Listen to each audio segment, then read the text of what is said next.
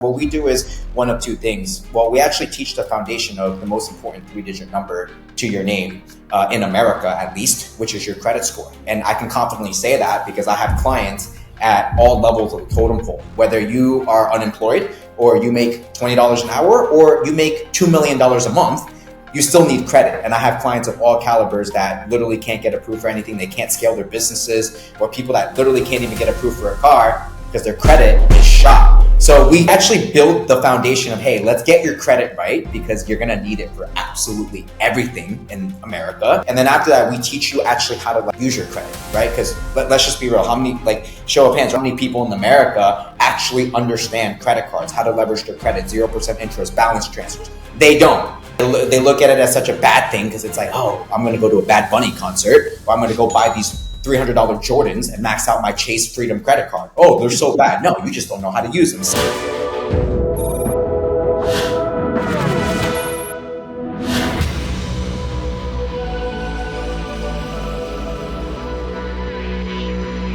All right, everybody, and welcome back to another episode of the 1% Podcast. I'm your host, Vin End. And I'm Shane. And today we're joined by my man, James Jiang. Welcome to the show, brother. Thank you so much for having me, guys. I really appreciate it. Happy to be here. Of course, dude. Well, guys, listen, we have a phenomenal freaking episode for you today.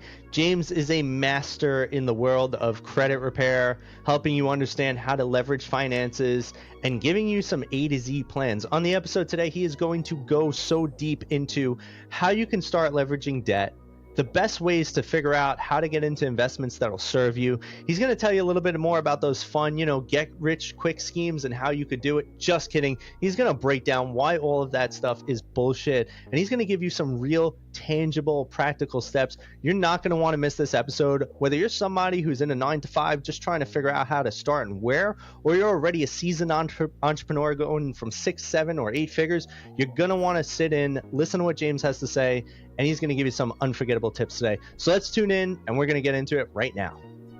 All right, my man James. Dude, can you get into it? Tell the audience a little bit about yourself, what you're building, and who you are. Absolutely. Guys, first and foremost, thanks for having me on your amazing show. My name is James Jiang. I'm the CEO of Limitless Financial Solutions and the founder of the Debt to Dollars Society. So essentially what I do is I help people repair their credits, get funding, and then deploy that funding into high income skill sets or into passive income assets that help them ultimately build financial freedom. I've transformed over 1,300 plus lives through my company, Limitless Financial Solutions, and my community, my mentorship community, Debt to Dollars, which was recently launched, has been a very, very big success, bringing people of all walks of earth together to build that foundation so that one day they can get to that financially stable lifestyle that they want to create. So yeah. Oh man, this is one of those that sounds too good to be true type deals. Oh no, but we know James is legit. That's why he's on here. But yes. I got one of those funny stories too, because I remember a while ago I signed up with these Amazon guys. When Amazon was booming a couple years back and everybody was like, we'll build you white labeled Amazon business and all this. Yeah, so $50,000 in debt later and a lawsuit still going. Damn. They did not do anything for me. So how do you help people? Well, it's actually kind of funny because I could probably pinpoint, Vin, probably what year, if I had to guess, it's probably between the 2017 to that 2019, possibly 2020 era. And I could probably even name the exact company that you're talking about, but we won't go there.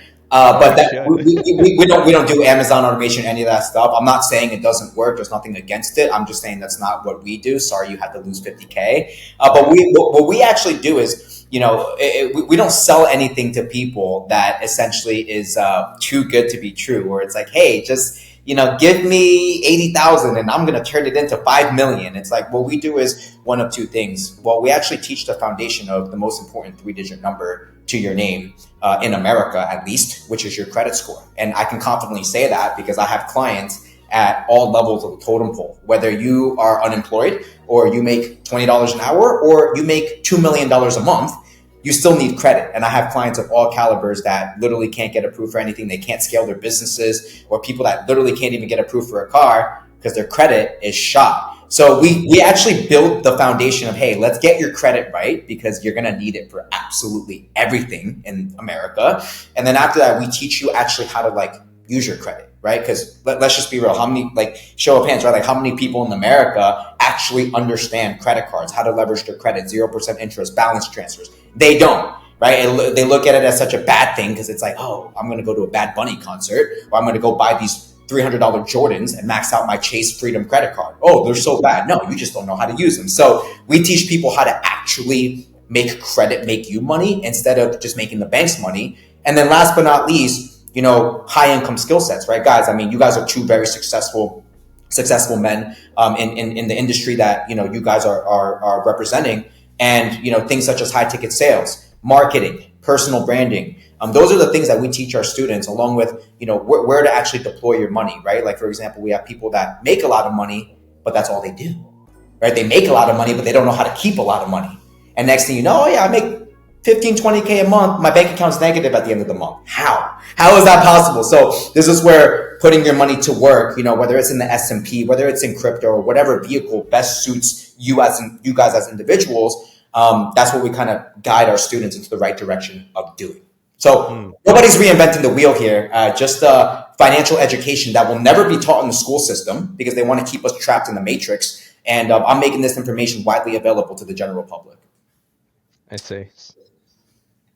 I feel like, man, I've been talking about this for probably over like a decade, is like actually teaching people about finances for the last like 10 years that it should be taught in school. Like they prepare you to get a job and be employed in school. That's what they teach you to do. Mm-hmm. You can take orders, finish your homework, give me a report, let me know when it's done. That's a job, right? Financial freedom. Oh, man, I had to hire countless people that are smarter than me to get me filled in with what plans I should do, what insurance policies I should have, what trust I should set up, you know, what I should own, what I shouldn't own, what I should invest in. And it's just crazy. If I had a one-stop shop to actually get this done and they have a proven track record of success, right, that would save me so much time, energy, and money. So yeah, absolutely. Now that I've been through these reigns here, and you mentioned something that really stood out, that everything has to do with the credit. Yes. I want to talk about something very specific, and I want to know your feelings about it. Sure. When you get to a certain level, let's say the 5 to 10 million range, sure, it no longer has anything to do with credit, from what I've been told and for the path that I'm following. Okay. It's now not owning anything, having everything as far as a trust is concerned, and essentially building your own bank account, right? Which comes within a variety of different insurance policies and things like that. So you no longer ever need a loan again besides from yourself. So why would you ever need a credit score if you're building your own bank account and having your own investments? Why would a credit score matter?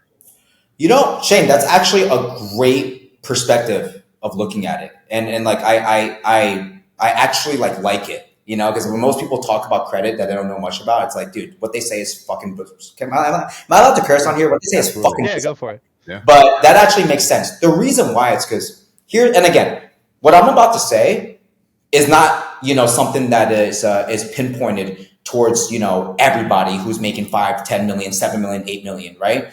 I always tell people, do what works for you. This is just how I got to where I got to and how I'm helping the, you know, people that are in my shoes. Right. My number one rule of thumb is this, right? I will never use my own money if I can use the bank's money. Now here's what I mean, right? So because Vin brought it up earlier, you know, we talk, for example, I'm going to give you guys a lot of examples. Let's talk about the Lambos, right? If I have 2 Lambos, let's just say I have the Urus and I have the Huracan, let's just say it's like whatever, 600K, 300 a piece. And while I could pay cash for them and just wire 600 grand to the dealership, watch this. Why? I have a great banking relationship with Bank of America. They freaking love me. They roll out the red carpet every time I come in. I said, okay, what do you need down? I need a, okay, you can't get me 0%. Fine, get me 250 on each. I'll put 50K down on each. Now I have $500,000 that I can literally use, right? And I could deploy it into an asset or maybe a business opportunity. Who knows? Maybe you and Vin have a business opportunity. Like, James, I want to bring you in on it. And I can use that 500K to make me 10, 15, 20, even 30% returns. And guess what? Now it's like a cycle. You ready? That income that I'm coming in, I drive the Lambos for free. So when I tell people I don't pay for my Lamborghinis, I drive them for free. It's funny. They're like, oh yeah, because you're a scammer. I'm like, no, you're just an idiot. Because you didn't fucking take the time to fucking learn the system. The banks fuck you. They give you 0.01% interest. You leave your money in the bank. Guess what? I fuck the banks because I play their game. So, to those that are the 5-10, which I do have clients in the 5-10 million range, most of them, they want to scale, man. Like I have this one guy, he has a marketing agency. He literally hit me up. He had like terrible margins, by the way. It was like 12% margins. He was doing like probably like 6-7 million in revenue. He literally couldn't scale and keep up with payroll and ad spend because he was literally just money in, money out, money in, money out. And he literally, like every single month, he was barely cash flowing. So in that situation, when you're making that much revenue, you show the bank statements, and if you have a 720, 730 credit score, maybe 700 flat credit score, hey, I need 300K right now. I need it in 24 hours to scale my business. Otherwise, this is a bottleneck, and I'm right here. Well, you just got yourself out of a very fucking shitty situation. So the way that I've always learned it, and I'm a big fan of Robert Kiyosaki. Maybe you guys don't like him, but I love him.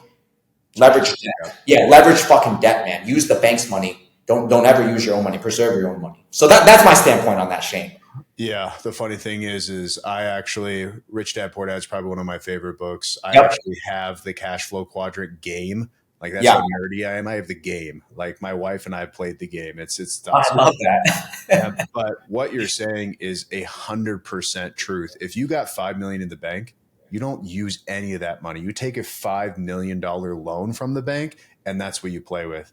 Guess what? You need to go bankrupt. The bank needs to pay you back. Bankruptcy. I mean, I'm not telling you, but there's ways of doing this here. Which we can get 5 million. That's my 5 million. Which we can actually get into even later when it comes to credit repair, because we're going to create some very, controversial stirrups here that the average person, again, they don't teach us in school. They don't understand how credit works, anything sent to collections, debt that legally doesn't have to be paid back. But you're right, man. Worst case happens, shit hits the fan, bankruptcy. And then it's kind of like wiped out, kind of fucked up, but that's the system, isn't it?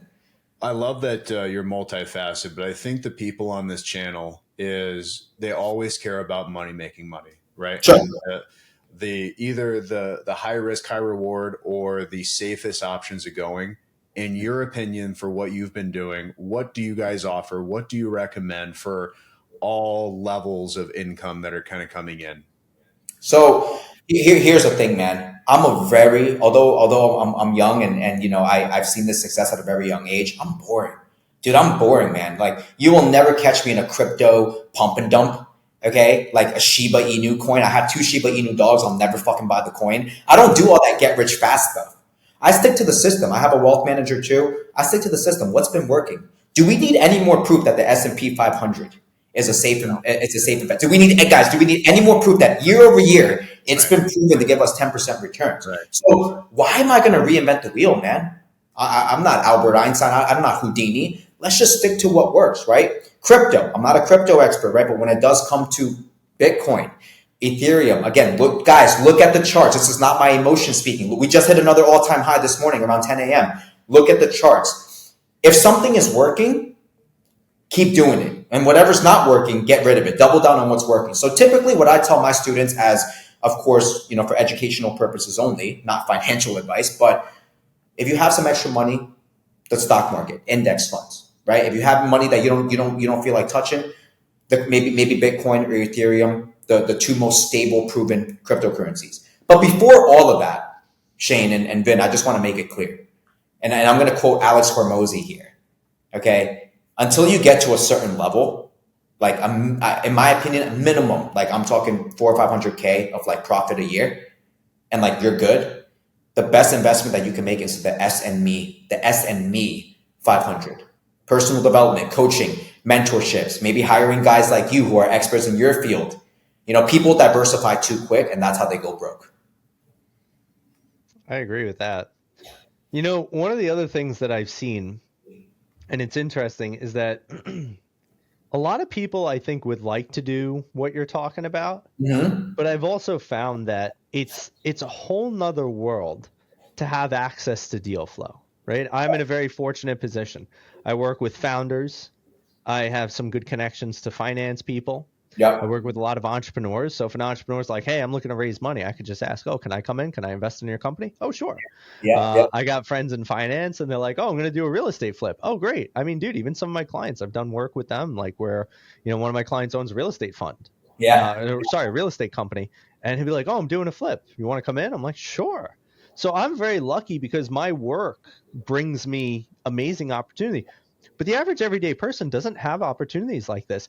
How do people that, let's say somebody signed up with you, right? Mhm. They said, James, I want to change my life. I want to start making some passive income. I want to learn, how do I get the hell out of this crap?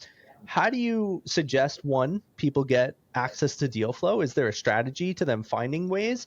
And number Mhm. two, what do you do in your community to wind up helping people with this diversification and this growth of their income and resources? Vin, that's such a great question. There's only one answer to this. There's only one answer. Okay. And it's again, guys, again, I'm very old school. It sounds super, super washed out, but your network is your net worth. How do you get access to deal flow like this? You pay people. Like when I literally 6 years ago, okay, and I'm going to shout them out right now. I'm going to shout out three people, like Vince Del Monte, who's very big in the fitness business coaching world. Like the guy's 15, $20 million a year, killing it. He was my first business coach. Once I joined his mentorship, which costed 15,000, which by the way I put all on credit cards because I was a broke kid and I had $500 to my name. I know I am not advising you guys to do that, but I fucking took a risk and I made a lot of money doing it. Once I tapped into when I was a fitness coach, I tapped into his mentorship. I met so many amazing people, man. I met people that were doing 60, 70K a month, 80K a month, 100K a month. This one guy, Charlie Johnson, out in Dubai, he's making like $1 million a month. And when you tap into those guys and you get to actually speak to them and see them on these live calls, what you're doing is you're accelerating, you're turbocharging your journey to where you want to get to financially. That's called paying for information. Then we had Sean Sharma and Ruben Daly on. I want to shout them out. I paid them $50K in 2023 for them to mentor me for a year. 4 one-on-one calls a month, personal text messages, whatever. And the key here is what you don't know is what you don't know. I can Google, YouTube, ChatGPT things all day, right? But Vin, whatever, like if I want to know something about your industry, what should I do? I want to ask Vin. I don't want to go on Google because Vin knows everything that I don't. So the issue is a lot of people, and Vin, I want to, touch up on the point you made that not everybody has access to this. You're right, but also I can argue that you do, but are you going to take action to do what it takes to get access to this type of information? Are you going to invest just a little bit of money? Are you going to take a risk? Because if not, you're going to be at Walmart your whole life. And so to connect that to my community and how we help people, it's actually funny. We actually have a whole entire discussion, like a discussion board or like a category, whatever you want to call it. That's literally called the networking hub, the inner circle networking hub. So we got people in real estate. We got people in the car business. We got people who do digital drop shipping. We have people in the high ticket sales industry, credit repair, passive income, wealth management, things of that nature in our group where people that come in, you're literally one tap on the keyboard away from connecting with somebody that could be worth $10 million. So get into the rooms and pay for information. That's what I did. And I'm going to preach pay for information to get ahead. Let the man I think preach. that's important. There's too many people and too many rooms that I've been in where everyone's in there looking for a handout. And No. so I think the biggest thing though is something you said that I agree with, but also annoys the shit out of me when I hear people say it because it's overused. When Yeah. people say get in the room. Yeah. So you have a bunch of people, and I've seen this so many times, that Yep. are broke or they have no business being in the room, but they paid to be there because they always Yep. hear get in the room. Yep. What it Yep. really means to get in the room is have a purpose to be there. Like, Yes. what can you offer the room and what are you looking to get out of it? And know both of those things. Because, guys, for all the listeners, James said nothing wrong, but this is a common misconception people have where they don't get that you should be in the room, but it has to be intentional. So I love that you Yes. brought that up. Yeah. And really quick, not to cut. Oh, I'm so sorry, Shane. Go ahead. No, go ahead. Go ahead, No, Shane. I was just waving like that was me, like what Oh, Ben said. And yeah. what, if you've been following the history of this podcast, Yep. I hated networking events. I literally, when I met Vin, I met him at a networking event. And it was still to this day the best networking event I have because, I met a lifelong friend already and a business partner. And did you put Yeah. quotations on there? No, I went like this. Quotations. I was like, dick. Over here, like, fessing the love over here. Friend. Yeah. Right. We'll call it that. But that's how it was. I mean, Vin knows that. My whole life, like, hated BNIs, hated chambers, hated networking events, because I went into that mindset all wrong. Gimme, Mm-hmm. gimme, gimme, gimme, gimme. If you Mm-hmm. can't give me anything, then why should I give you anything? And that's completely all wrong. Yeah. How can I help you? What can I give you? What are you looking for? Who can I give you? That's how you build trust. That's how you build a foundation. That's how you build business in general. And so I actually owe Vin my complete transition of my mindset because of that too. So that's what I wanted to say. Yeah, I mean, I think that I really, I genuinely love and appreciate, the relationship that you guys have built, because that shows like a true brotherhood, right? Yeah, and a friendship, right? A relationship, whatever, right? Because what, Vin, and I want to touch up on this too. It's like, I'm not gonna lie, I have people. Do you know? Okay, so do you know how many people? And again, like, not to bring, I hate talking about myself, but to bring up the cars, right? Like, they're flashy. I have the Instagram handle on there for marketing. You know how many times I get stopped and it's like, oh, like, how can I get like you? What do I have to do to get on your level? Or here, like, can you teach me how to get on your level? Right? And then it's like, cool, they get into this thing, they join whatever it is, they take action, but then it's like they get inside and it's like, I hit them up 3 weeks later. Hey, like, what have you gone through inside the community? Oh, I went through the first module, the credit comeback code. Yeah. Like, I learned a little bit of stuff. I took some notes down. But yeah, work has just been so busy. And yeah, like, my pet squirrel, like, freaking, like, cracked his tooth on a hard nut the other day, and I just haven't had time. It's like I haven't made any money. Like, why do you think you haven't made any money? Right? You're constantly putting the excuses and you're shifting the responsibility onto somebody else instead of going into the community and taking everything that's in there and running with it. That's what I did with Vince. I didn't pay him $15K and just sit there inside the Facebook group and be like, yeah, I'm gonna get my first 10 clients. I'm gonna charge them $2K each. That's gonna be like $20K a month. No, like, I literally, every single training that I was on, every piece of information he gave me, took down the notes before the call even ended. I was applying it. Knowledge without implementation is fucking useless. So, Ben, I totally agree with you, brother. I totally agree with you. And you too, Shane. Give before you take. Your free shit should be better than your paid shit. That's the way I look at it. There's also different people in the world, though, right? Yeah. There's doers and then there's excusers, right? Somebody always has an excuse for everything. So, Always. you recognize a hustler when they walk into the room, and that's the case. If people want to change their life, then they'll do whatever it takes to change their life. And I've seen people in their 50s that are hustlers that are like, hell yeah, who came from rock bottom. I mean, you still hear the stories that guy came freshly out of prison. 6 months later, he's a millionaire. How? He hustled. He figured out what he needed to do to make money, to become successful and make it work. Yeah. End of story. That's it. It's not that hard. It's not. Especially in America. Just do the fucking hard work, man. Like, you want to get a six pack, go to the gym and stop eating like a dick. You want to get rich, figure out a fucking system and stick with it for more than 30 days before giving up. It's really that fucking easy. So I agree. Well, I think it's very important that people understand a little bit more that goes into this, though, because finances, one of the biggest things is the emotions and the mindset that get in the way to it. Clearly, if you're the guy that's teaching it, you have to have an understanding over this. And for you viewers out there, this is a little fun fact you guys might enjoy. They did research and they found that the people who have done the best in their stock portfolios, their trading portfolios, are people that have died because they never touched their money. They put the money in the investment and they just left it there because they died. So hold on for dear life. Right? But there's something to be said for that, right? Yeah. People that have died have done better in the stock market than the average person because of the fact that they don't get in their head and they don't get emotional, mostly because they can't. So, James, as somebody who leads and teaches people what it takes to get successful in the financial world and playing the financial game, tell the viewers, tell us a little bit around the mindset it takes to really get there. Like, what did you do to develop your mental resilience, your mental toughness? Well, I asked myself one question. This is actually a very easy question, a very, very easy answer. Do I want to be rich fast, or do I want to be rich forever? That's all I asked myself when I was broke, right? Well, of course, we all want both, right? But typically, what they say, and I mean, it's in my experience, it's been proven to be true, is that what goes up fast must come down even faster. Because there's been times where I've partnered with, in the past with very bad people, to say the least, very bad business partners, and I'd have made a shit ton of money, Vin. Okay, but guess what? I lost a lot of other things. I lost money, but I lost peace of mind. I lost reputation.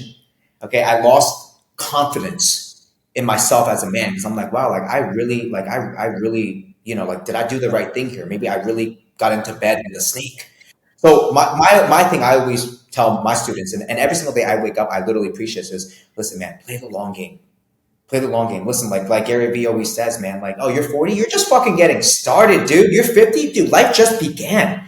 But that's the problem. Nobody wants to get rich forever. They want to get rich now, and that just doesn't work. So let me give you an example. Even my parents, man, I've had to drill my parents with this. Isn't that crazy? Like, I've had to drill my parents. I'm Chinese, by the way, so in the culture, you know how it is. Go to school, which I dropped out, by the way. Go to school, get a fucking job, work the job, like Shane explained earlier. It's a system. It teaches. It's jail. Oh, you get a 30-minute recess. Yeah, woohoo. Yeah, you get a 30-minute lunch break, right? Think about it. Right. And investing is risky. Don't invest. Been telling my dad to buy Bitcoin when it's at 60. He goes, no, that's it. It's not going any higher. Well, dad, shit. Because he wanted that to go to 70 in 24 hours. So you really have to frame yourself and look at the perspective, right? Like 10, 15, 20 years from now. I don't have children. I don't know about you guys. I don't have children, but I know that when I do have children, I want my children and my future wife to be like, oh, I'm good. I'm good. I'll work if I want to. I'll work if I want to. But if I don't, if I break my leg, God forbid, and something, I get into a bad car accident, daddy's got me. More so my daughter. When I have a son, I'm gonna put that motherfucker through the ringer because he's gonna earn that shit. But you get the point I'm saying. They're good if something were to happen to them. So anyways, play the fucking long game. Play the long game. Play the long game. So, I mean, if anything, we're just going to have just a complete hype me up podcast this whole entire time. Be like, yeah, this is going on because this is what it's about, right? Yeah. When you're in the room with successful people, it's just all about wins and hype and happiness and sharing that with other successful, happy people too. Yeah. So I want to get down to something that is uncomfortable. Okay. Which is, I personally think people are not afraid of taking risk, but they're afraid of what ifs, right? They play the what if game, right? Yes. Let's use examples of the 90%. Okay, the blue collar, the white collar industry that makes anywhere from 50 to 250,000. Okay. James, if I invest this $5,000 to $50,000 with you, this is all I got. Yep. What if? That's it. What if? Okay. What if? So that's so funny. That's what I would do. What if what? What if it obviously I guess we're using this in the example of, the stock market continuing to gain 10%. Yep. Continually. What if I need that money? What if that 50 grand is going in there and I need to take it out because I got into a car accident? What if I want to get a new house? What if I need this money for medical bills? What if the interest rates on my credit cards, because I don't have any, I have $500 to my name and I need to spend this 15 grand and learn everything I can from you. What if it doesn't work? Any what ifs? What if it does? Right? I mean, here's what I'll say. There's always going to be a condition. Okay? You get off the highway or you keep going.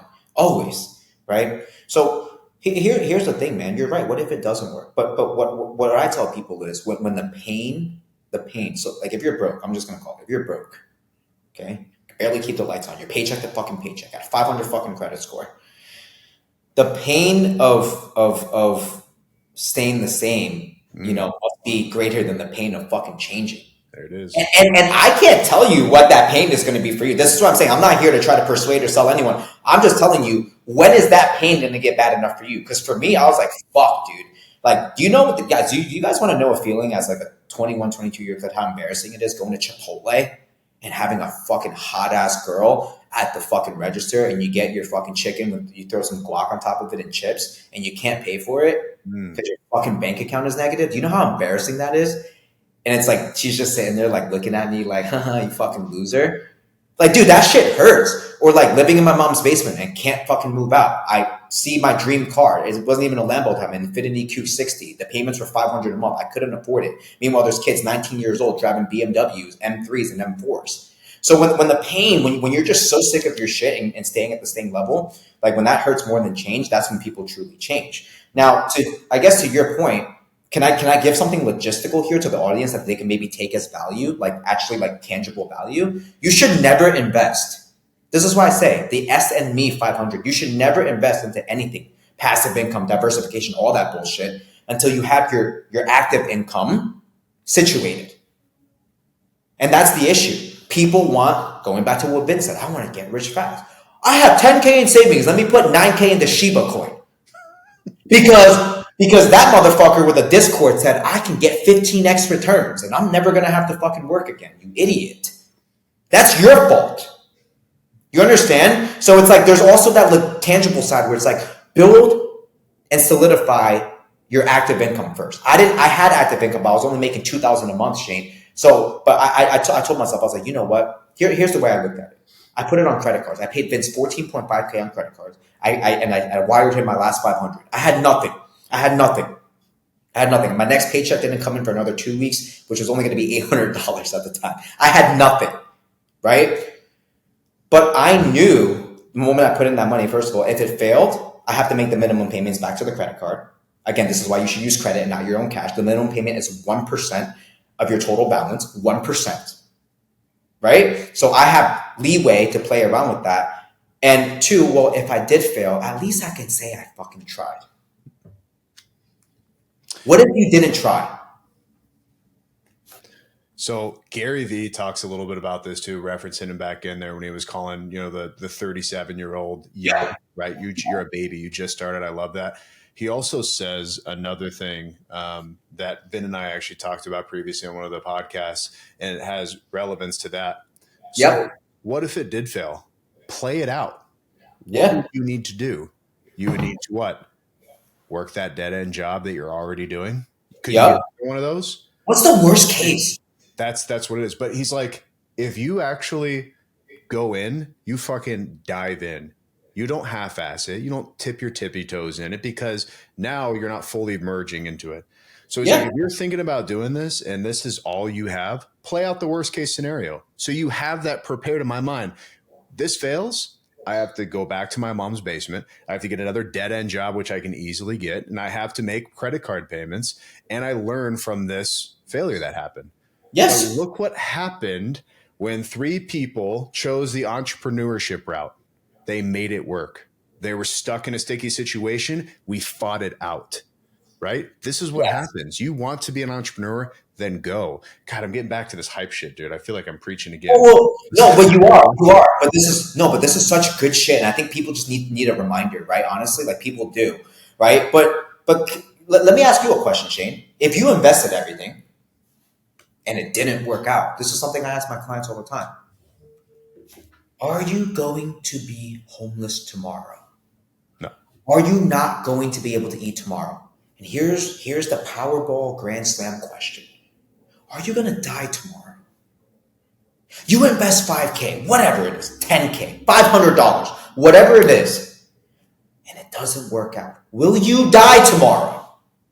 No. And what does everybody say? Oh, no, that's kind of exaggerated. Okay, it's exaggerated, right? So why are you making this a bigger, you know what I'm saying, decision than it needs to be? It's not that serious. You never know until you actually fucking do it. So if you're not going to die, do it. It's that easy. Just fucking do it. The hard part with the, because we're in America and because we're powered by social media influence and because we're the United States, we want results fast, which is why diet pills are still the number one medication that people still buy. The people that have, their shirts off and they become life coaches and they say, this is essentially how I became rich and how I did it. I think that's phenomenal to have that lifestyle, but people are assuming that I'm seeing this, he's going to get me to this tomorrow. They're used to seeing this stuff. So Yes. they're used to, I want it now. And Yes. if they don't have it there, they're not willing to work for it, which is great. Now, step aside. I want to get there. I'm ready to work. So somebody has to flip burgers. Somebody has to be. Yeah, I mean that's a better way than I was going to put it. So yes, which is crazy to say. But, yeah, I mean at the end of the day, there's doers and there's excusers. So yes, agreed. Yeah, James. Ben. This is one of James. James, having a great time. What was one of the more difficult things that you had to overcome in your journey to building a successful 7-figure business? Very easy. Bad business partner. Scammed me of $100K, ruined my reputation. I had death threats of people coming after me. Basically, long story short, I got into business with this person who I thought was literally my best friend. The Shane to my bin and the bin to my Shane. Clip that one. But I thought that, we were in it together. And make a long story short, he was a schemer.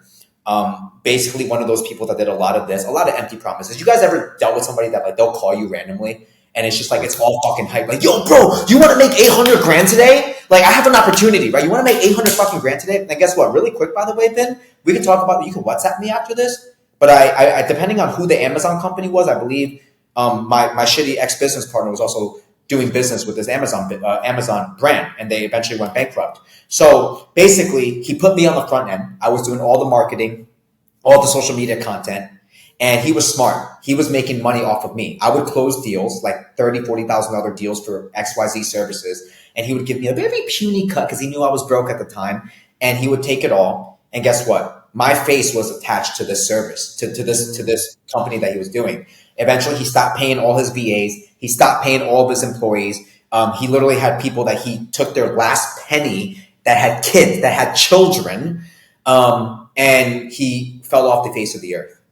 Guys, I don't want to talk too much. I don't want to say the S word because I know it's very sensitive. I've had very dear people to me commit the S word, but I at one point wanted to that's it. Like in 2021, 2020, I really just wanted to end it, jump off my balcony. I'm not exaggerating because I had so many people in my ear, just literally people wanting to kill me, even though none of this was my fault.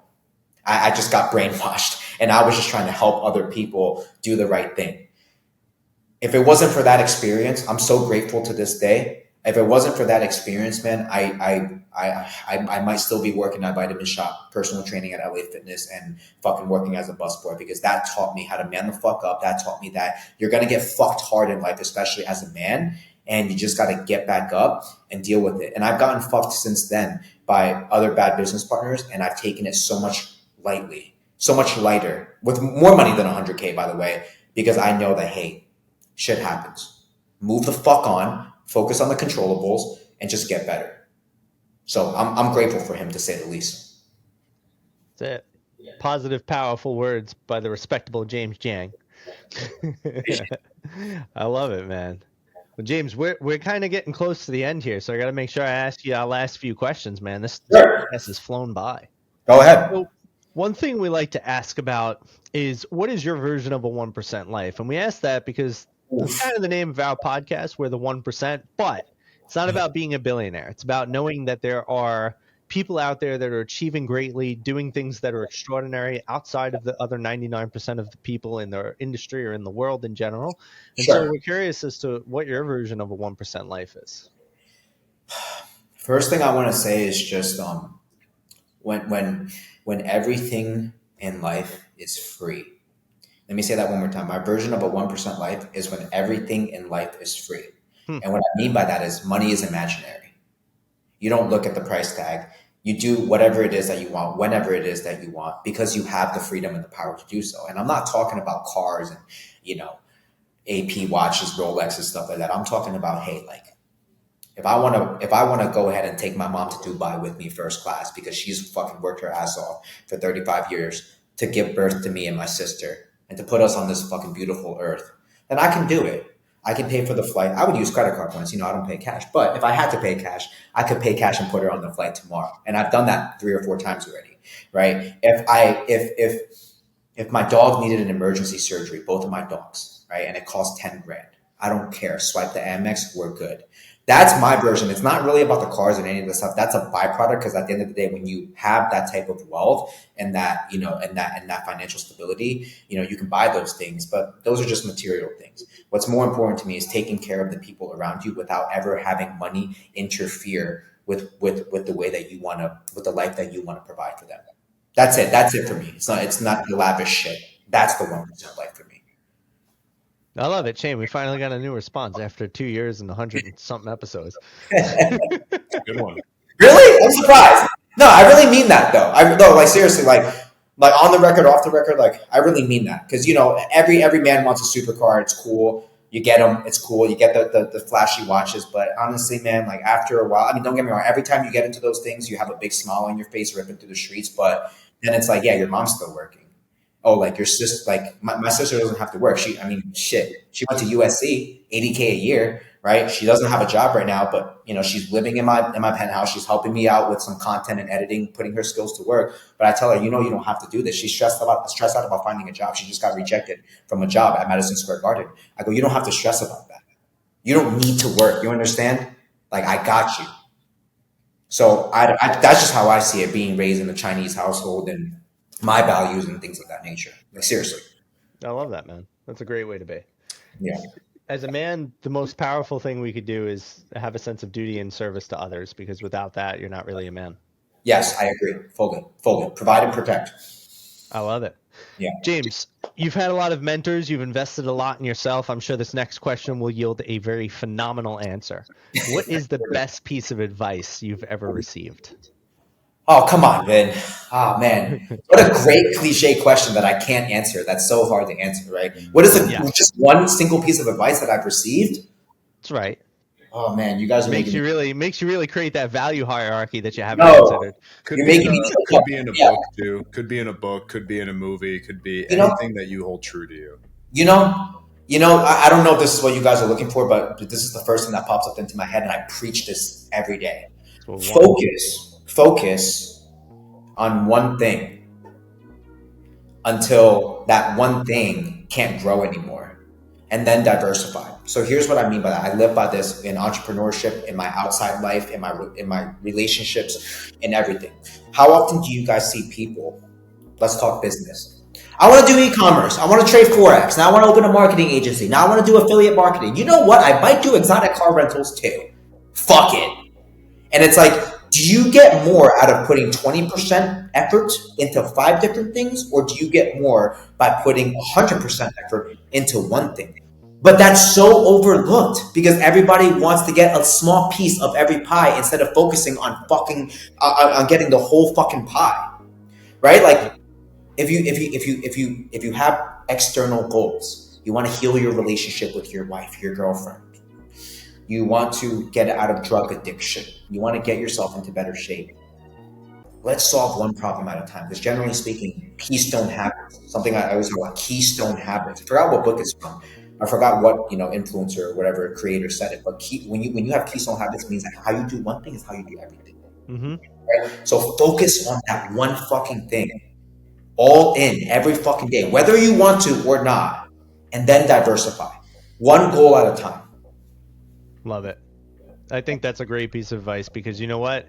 Kind of comes back to what we've echoed throughout the episode, is that people want to get rich quick. So they see that they're not getting rich in this one thing, so they switch to the next goal, and then the next goal, and then the next goal, and then they got like 10 things that are less than half done. None of it's yielding results, and now they wasted money, time, energy, and effort, and pointless. Red shiny object syndrome, I call it. Yeah, I like that. Because you can make money doing anything as long as you fucking suck at it long enough. So that's right. Man, I've been sucking for years. I can't wait for the money now. Yeah, literally. No, you're doing just fine. You're doing just fine, brother. All right. Final question for you, my man, and I hope this is the question everybody's got. Sure. Where can people find you? How can they connect with you? Is there anything that they can get more involved in with you, your community? Shout yourself out, shout your business out, shout Yeah. out whatever you want. Call out your mom, your sister, your cousin, whoever you feel like. We're here to listen, man. Well, guys, just visit my website if you want to get rich tomorrow. No, I'm just kidding. Yeah, You know, I'm already there, guys. It's true. I've already made $1,000 on this episode. No? yeah, honestly, just doing nothing, right? Like just having James in front of me, I made $1,000 off of his aura, right? No, I'm just kidding. But guys, honestly, I'm a simple guy. I going back to focusing on one platform. The easiest way to get in touch with me and my team is on Instagram. You can just follow me on Instagram. I'm sure you guys will have the link, but I'll spell it out for you. It's my first name, James, JAMES, _ my last name, JIANG, followed by 2 underscores. So James _Jiang __. Hit me up in the DMs, comment on one of my posts. Me and my team will reach out directly. Other than that, if you're looking to ultimately fix your credit, repair bad credit, which we've done over 1,300 plus times with proven results and receipts to prove to actually prove it, you can go to my website, lfscredit.com. Click the button to apply. And last but not least, really, I mean, if you're interested for joining my community, my mentorship, where I teach everything from A to Z, how to literally go from zero to your first 100K by leveraging credit, funding, and wealth building strategies, you can join my mentorship. Debt $2, so DEBT.